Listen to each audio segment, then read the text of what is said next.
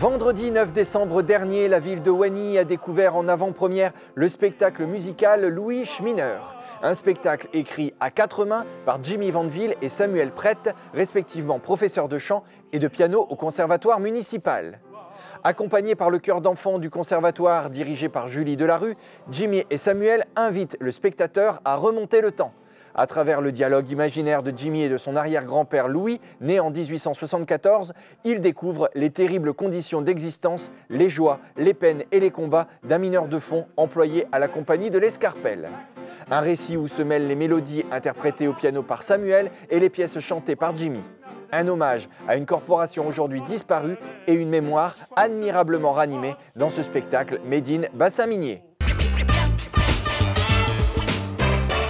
Jimmy, bonjour. Bonjour Sébastien. Louis Vandeville, personnage central du spectacle, c'est votre arrière-grand-père, un aïeul que vous n'avez pas connu. Comment avez-vous fait sa rencontre? C'était d'abord des conversations avec mon père qui m'a parlé de son arrière-grand-père et puis on a essayé de fouiller ensemble dans ses souvenirs pour que j'ai un peu plus de matière. Et puis un oncle qui est passionné de généalogie avait une petite fiche sur mon arrière-grand-père qui m'a très gentiment envoyé par mail il y a quelque temps déjà. Et puis, en fouillant sur le site, sur les fiches de mineurs de l'Escarpelle qu'on trouve sur le net, j'ai retrouvé la fiche de Louis Vandeville. D'accord. Alors, pourquoi cette histoire familiale vous tenait tant à cœur au point d'avoir envie de la partager dans un spectacle? Alors, l'idée m'est venue il y a pas mal de temps déjà. J'avais envie de faire quelque chose avec Louis Schmineur, parce que c'est comme ça que mon père l'appelait. L'idée a germé, ça met un peu de temps à cadrer les choses, à se fabriquer. Et puis un jour, on se dit, allez, on y va, quoi. On y va. Donc je demande à Samuel s'il veut bien se lancer dans l'aventure avec moi. Et puis je commence à chercher du répertoire. Donc avec Samuel, on a fouillé des chansons traditionnelles de mineurs, ou sur la mine, ou sur des mineurs de tout pays, parce que j'avais envie de chanter dans plusieurs langues. Les chansons sur la mine, les chansons sur les mineurs, quel que soit le pays qu'on aborde, l'Espagne par exemple, avec En el Pozo de María Luisa par exemple, sont des chansons qui sont très, très anciennes. Donc elles marquent une époque déjà, qui nous fait un peu remonter à l'époque de Louis, début du XXe siècle.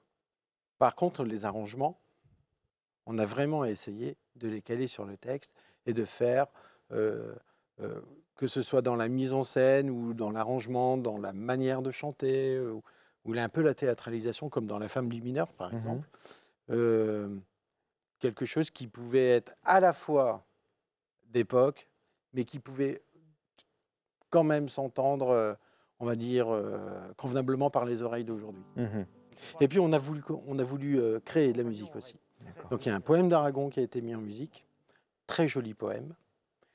On a sélectionné les phrases qui nous paraissaient, enfin la structure, pour faire une nouvelle structure du poème et établir et écrire la musique. Et on s'est confectionné une petite querelle qu'on appelle la querelle des bouts de feu. C'est une petite querelle amicale entre Samuel, dont le grand-père était mineur à Wany, et puis Louis, qui était mineur à Pont-de-la-Delle. Et est-ce que justement cette conversation avec Louis était l'idée originelle pour la création du spectacle, en fait, le déroulé du spectacle, pardon? J'avais envie de créer au départ plutôt quelque chose avec deux vrais personnages. Donc, Louis d'un côté, moi de l'autre, qui seraient peut-être intervenus à des moments différents par rapport aux événements qu'avait vécu Louis. Peut-être qu'il y avait des choses qui étaient plus faciles à lui faire dire, et des choses qui étaient plus de l'ordre du commentaire, qui étaient plus faciles à me faire dire. D'accord. Et en travaillant les pièces, c'est une proposition que j'ai faite à Samuel, qu'il a tout de suite acceptée. Et si c'était une conversation avec lui? D'accord. il y a aussi une dimension sociale forte, voire politique, que vous exprimez dans les différents tableaux qui composent le spectacle.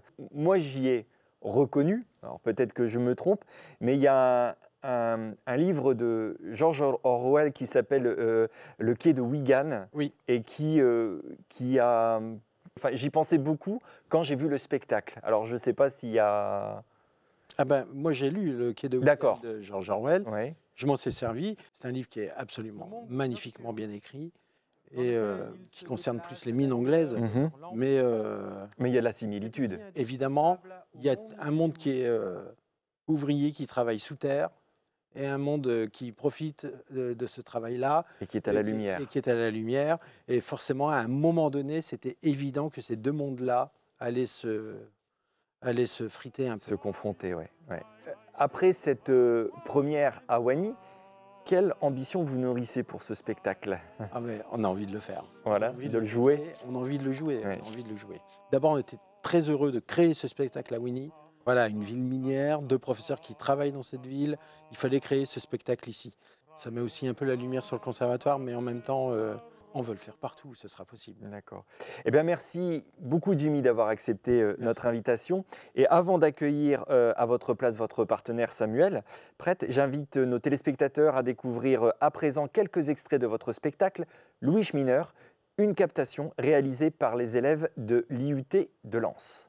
Come on, which side are you on? Which side are you on?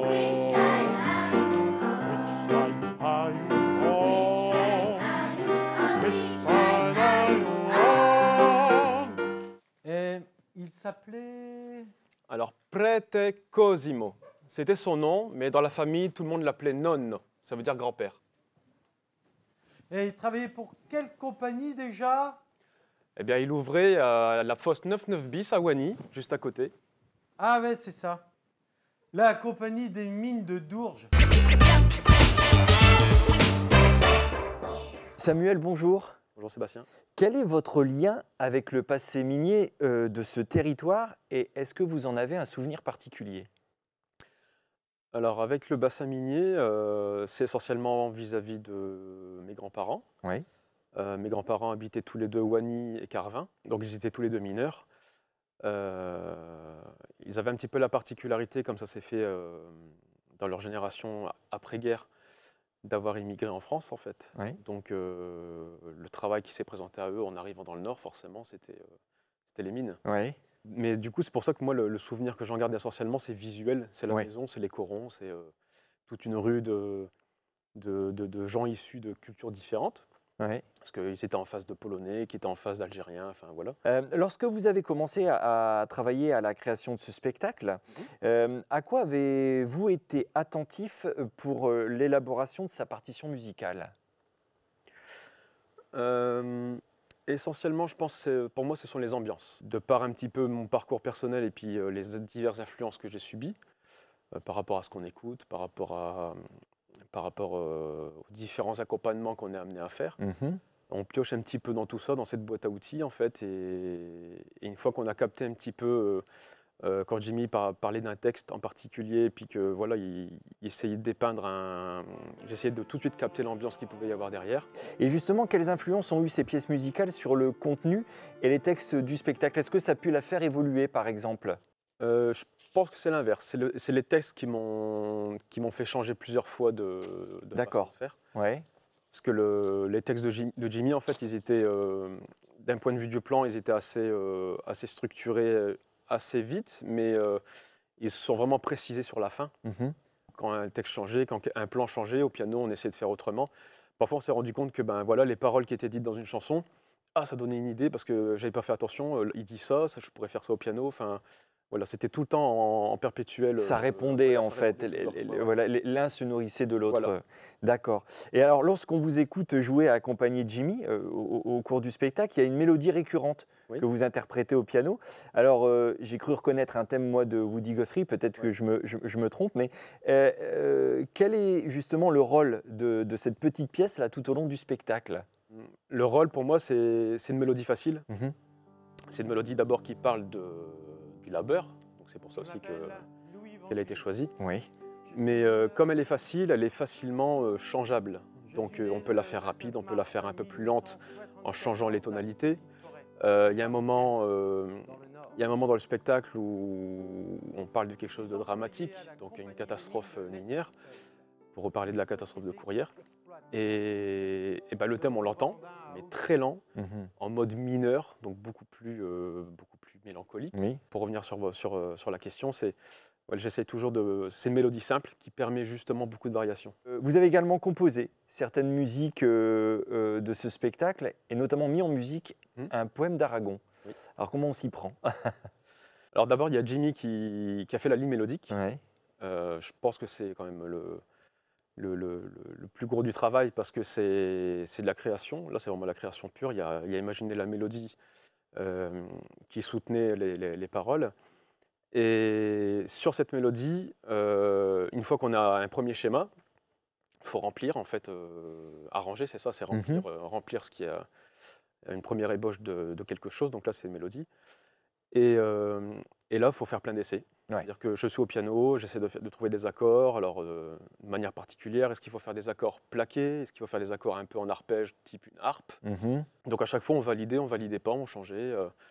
Du fait qu'après... D'où l'intérêt aussi de bien se connaître aussi musicalement. Bien se connaître, bien s'entendre, c'est important. Alors, les enfants inscrits en classe de chant au Conservatoire de Wany sont partie prenante du spectacle. Est-ce que c'était important pour vous deux de les associer justement à cette représentation? Dans le Conservatoire, on est assez, je pense, dans cette optique-là, c'est-à-dire que tout projet doit amener à faire participer le plus de monde possible. Surtout si c'est 2 professeurs du conservatoire qui vont faire le spectacle à 2 pas du conservatoire. Bah pour nous, ça coulait de source. Par rapport à ce qui était raconté dans le spectacle, on parle de générations différentes, on parle d'époques différentes. Donc je trouve que c'est toujours plus cohérent. C'était assez flagrant même d'ailleurs dans le dernier chant du spectacle, au nord c'était les corons. Où c'est là vraiment on voit les générations qui se réunissent. Voilà, qui se réunissent, ouais, parce que on a les grands-parents, les parents qui chantent, les enfants qui regardent, qui se disent tu connais ça toi? C'est marrant quand même. Eh bien Samuel, merci beaucoup d'avoir accepté notre invitation et bon vent donc à votre spectacle Louis Schminer. Quant à nous, on se retrouve très vite pour un nouveau numéro dont vous en parle. À bientôt.